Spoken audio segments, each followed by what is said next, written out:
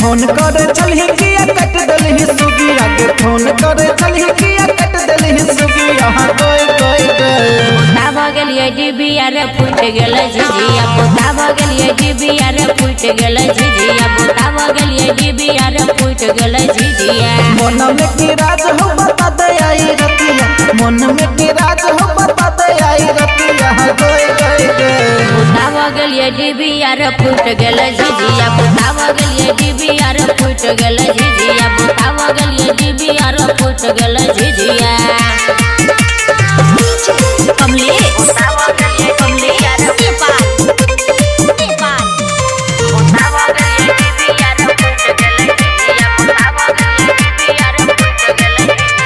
झिझिया खेलेला कभी आई भीगे टोल में झिझिया नचै है फोटो खींच लेबो फोन में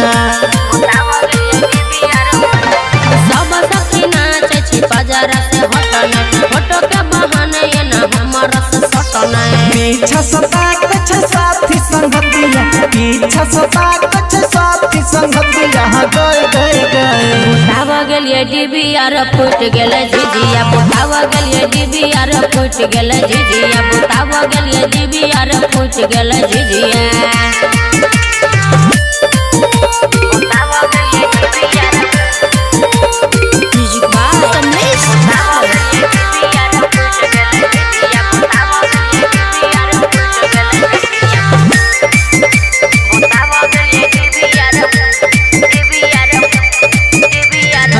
खैला झिझिया चाहिए जखन घर में राम दुलार सह मिली है बाहर में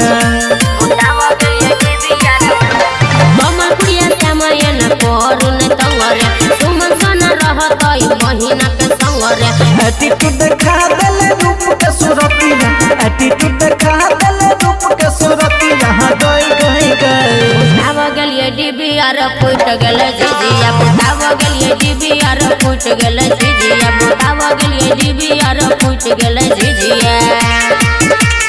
मिथिलांचल रिकॉर्डिंग स्टूडियो किसानपुर।